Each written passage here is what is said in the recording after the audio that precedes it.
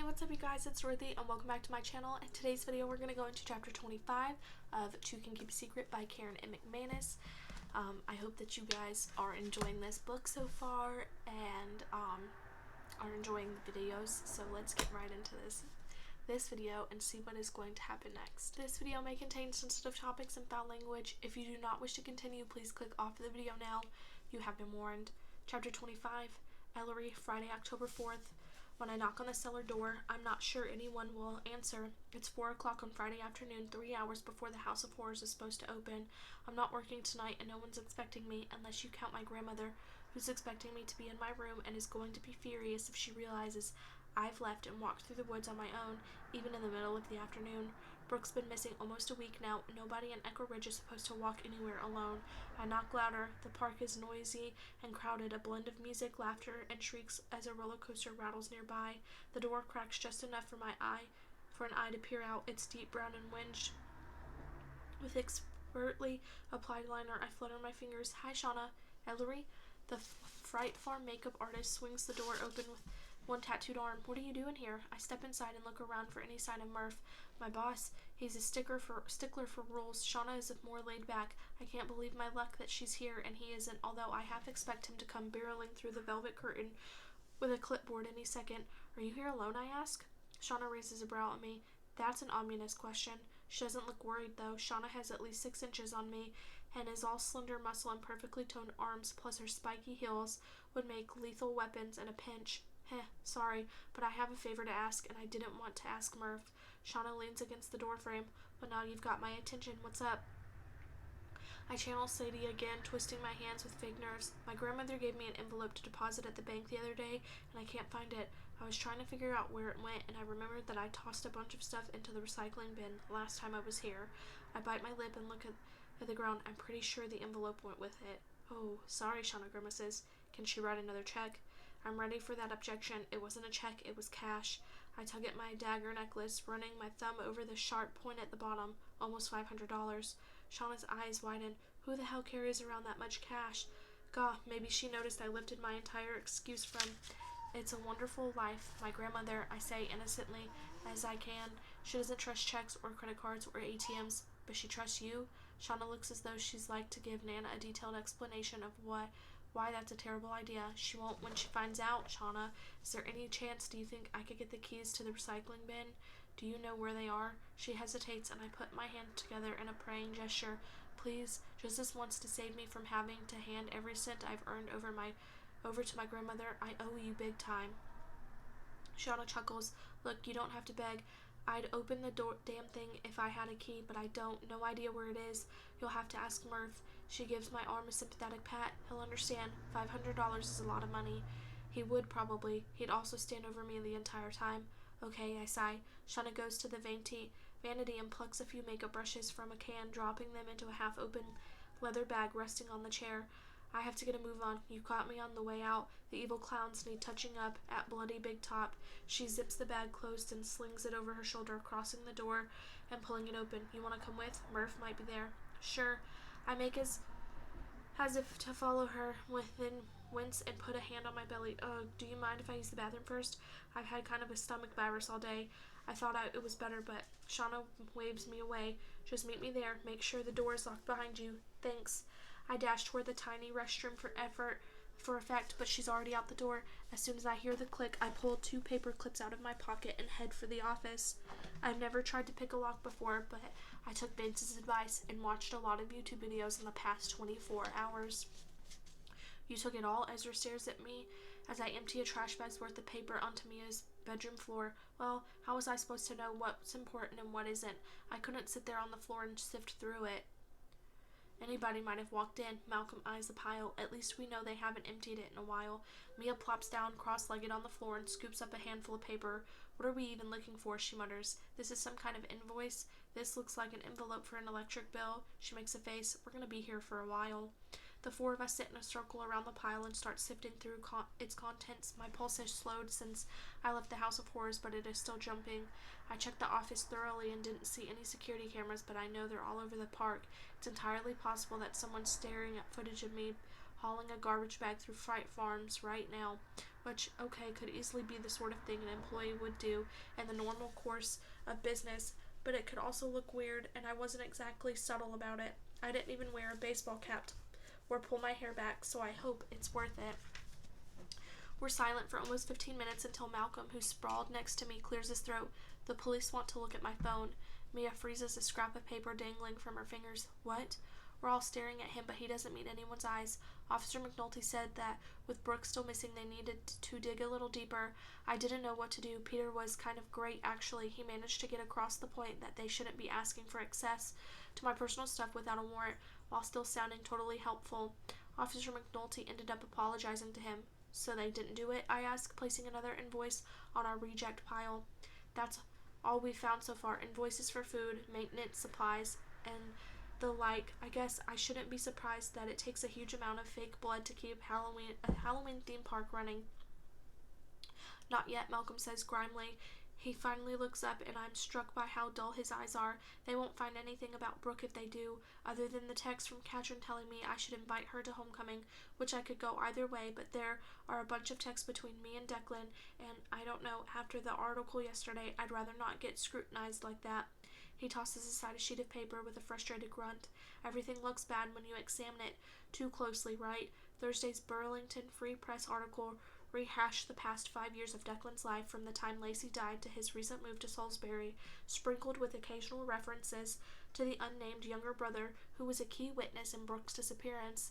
It was the sort of article Viv might have written, no actual news, but lots of speculation and innuendo. Last night, I sat in my room in front of my bookshelf full of true crime novels and made a timeline of everything I could think of related to 3 missing girls in Echo Ridge. October 1996, Sadie and Vance are crowned homecoming Queen/King. October 1996, Sarah disappears while Sadie is with Vance.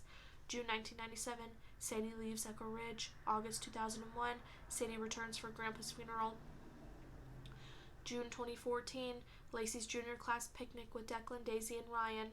August 2014, Declan and Daisy get together. Lacey has a secret boyfriend. October 2014, Lacey and Declan are crowned homecoming Queen/King. October 2014, Lacey is killed at Murderland/Fright Farm. October 2014, Sadie returns for Lacey's funeral. June 2015, Daisy and Declan graduate, leave Echo Ridge separately. July 2019, Daisy returns to Echo Ridge. August 2019, Daisy gives Lacey's bracelet to Ryan Rodriguez. August 30th of 2019, Ellery and Ezra move to Echo Ridge. September or August of 2019, Declan returns to Echo Ridge. September 4th, 2019, anonymous homecoming threats start. September 28th, 2019, Brooke disappears. Then I hung it on my wall and stared at it for over an hour, hoping I'd see some kind of pattern emerge. I didn't, but when Ezra came in, he noticed something I hadn't.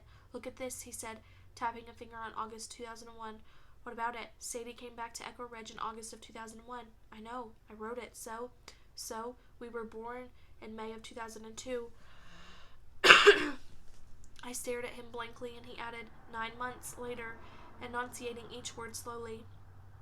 I gaped at him, blindsided. Of all the mysteries in Echo Ridge, our paternity has been the last one on my mind. Oh no, I said, leaping backward as though the timeline had caught fire. No way.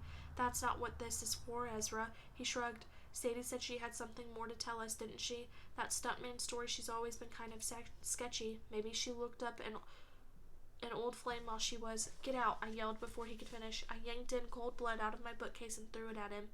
And don't come back unless you have something useful, or at least not horrifying, to contribute. I've been trying to put what Ezra said out of my mind ever since. Whatever it could mean is totally separate from this missing girl, and anyway, I'm sure the timing's just a coincidence. I would have brought it up with Sadie last night or at our weekly Skype call if she hadn't skipped it. Her counselor told Nana she was exhausted. 1 step forward, 1 step back. Ezra's voice brings me back to the present. This is different. He separates a thin yellow sheet from everything else, smoothing a wrinkled corner. I scoot closer to him. What is it? Car repair, he says. For somebody named Amy Nelson. A place called Daisy's Auto Inn. He squints at the sheet of paper. Bellingham, New Hampshire? We both turn instinctively toward Malcolm. The only thing I know about New Hampshire is that his brother lives there, used to live there. Malcolm's expression tightens. I've never heard of it. Ezra keeps reading. Front of vehicle damage due to unknown impact. remove and replace front bumper, repair hood, repaint vehicle, rush charges, 48 hours. His brows rise. Yikes, the bill's more than $2,000 paid in cash. He pauses, his eyes scanning the bill. A 2016 BMW X6 red. Malcolm shifts beside me. Can I see? Ezra hands him the receipt, and a deep crease appears between Malcolm's brows as he studies it. This is Katrin's car, he says, finally looking up. It's her make and model and her license plate. Mia grabs the thin yellow paper out of his hand. Really? Are you sure? Positive, Malcolm says. She drives me to school most days, and I park next to the car every time I drive my mom's. Who's Amy Nielsen? Ezra asks. Malcolm shakes his head. No idea. There's a phone number for her, Mia says, holding the paper in front of Malcolm. Is that Katrin's number? I don't know. Her number off the top of my head. Let me check. Malcolm pulls his phone out and presses a few keys. It's not hers, but hang on. That number's in my phone. He sucks in a breath and turns to Mia. You remember how Katrin sent me the text asking me to invite Brooke to homecoming? Mia nods. She sent Brooke's phone number too. I saved it to contacts. Is that it? Wait, what? Ezra asks. Brooke's number is on a repair receipt for Katrin's car.